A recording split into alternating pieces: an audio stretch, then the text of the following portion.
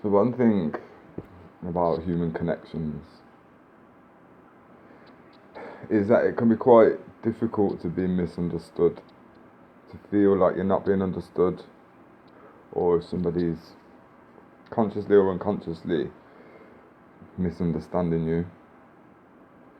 And, related frustrations and anger when it seems like someone's not listening or not hearing.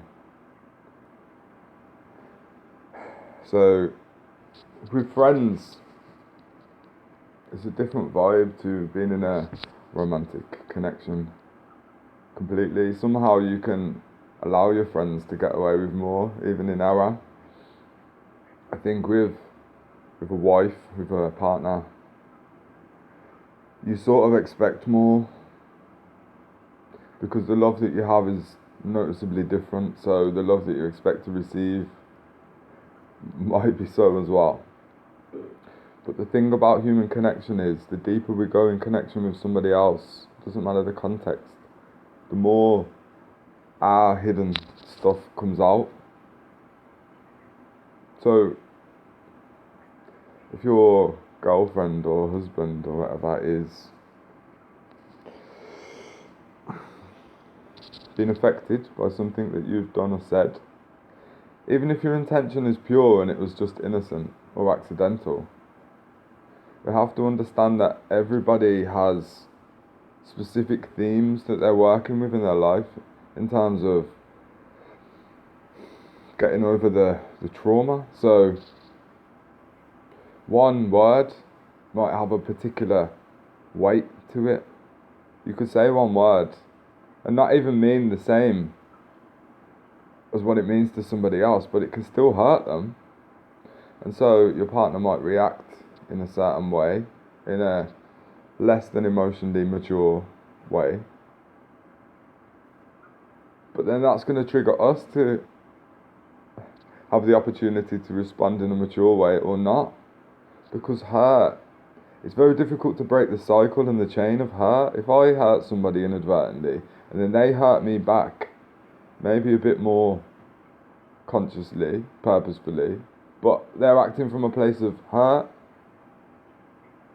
so they didn't have love available at that moment.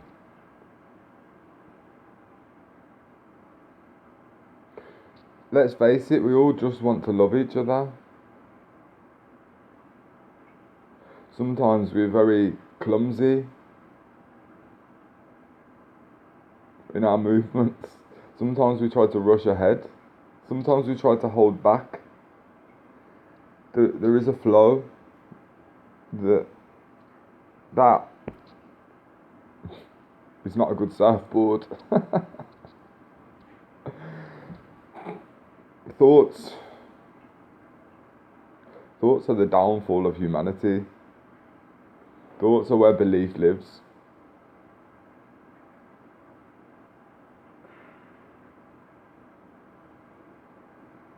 One thought could change the course of your life forever, depending on the nature of the thought.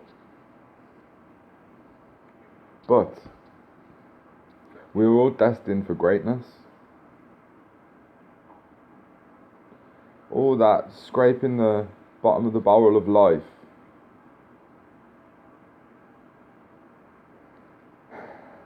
getting splinters in our magical hands, running around in the dark bumping into each other. No. We are here. We're standing up and standing forward, showing ourselves. Yes, we're helping each other to come to terms with stuff and heal the wounds of the past. This is why it's so important to make sure that we're checking in with ourselves and our motivations regularly, asking your heart, am I being swayed by negative thoughts, memories of the nightmare? The thing is, we have to see it like this. Until we awaken within the dream, we are choosing to be fast asleep in the nightmare. And there's no creation, within the nightmare, because the nightmare is about taking, it's about stuff being taken from us.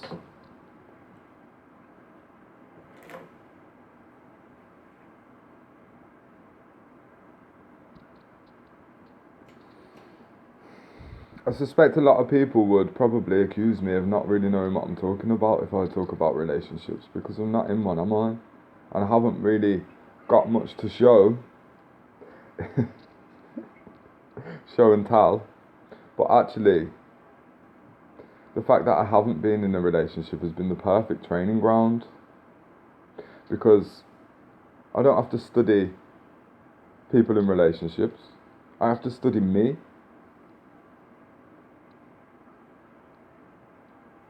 To understand what humans need, because I'm a human. I have been in a marvellous connection, not in standard terms.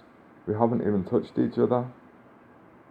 But the healing that has come, the understanding, the love, the self-love, self-respect, pride, has been phenomenal. I couldn't have asked for more. I could have, because I did. I wanted it to be more, faster, quicker, closer. And I think it's that intensity which was working against us. Because if you find something, if you receive a gift from God, well, wouldn't you really want to just start employing that gift? Working with that gift? Straight away. But obviously, between the initial point of connection and here, there's just been an awful lot of interpersonal stuff come up, and one hand protecting my own heart, one hand protecting this woman from me.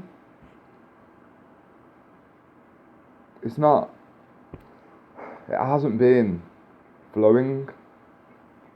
It wasn't able to flow properly. And the fact that we live at geographically inconvenient spaces on this earth, it made us want to move things forward very fast. And then, in my mind's eye, what I can see going forward, what it could be, what it should be, what I believed it will be or would be, and then what's in front of us in the 3D, the gap, the distance was immense. So then the human just starts feeling upset about what isn't there. And of course, you can't honour a human for who they are if you are feeling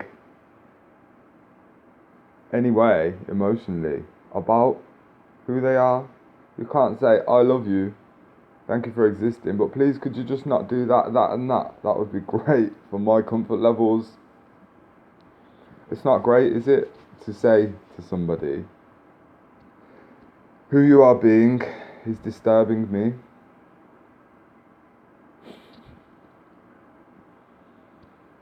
The deepest frustration is because love is, we know what love is. And any human connection is there under understanding that it's through love, typically.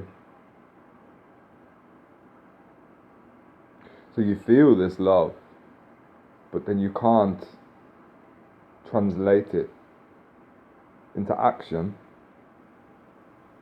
for whatever reason. Mostly because, well, we are called to do certain things at certain times in certain places.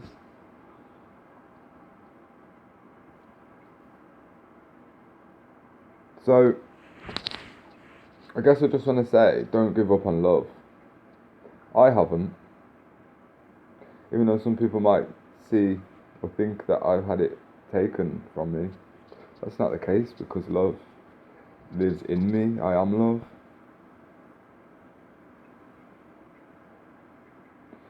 Because of how fucked up the world is, our hearts and souls are craving deep connections. But it has to be about embracing the connections for the depth. It's not about running away from the world. It's just about living a life.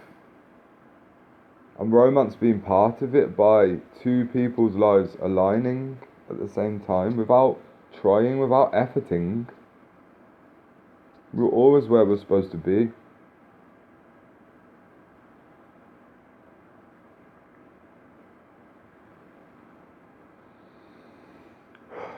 We are always where we are supposed to be.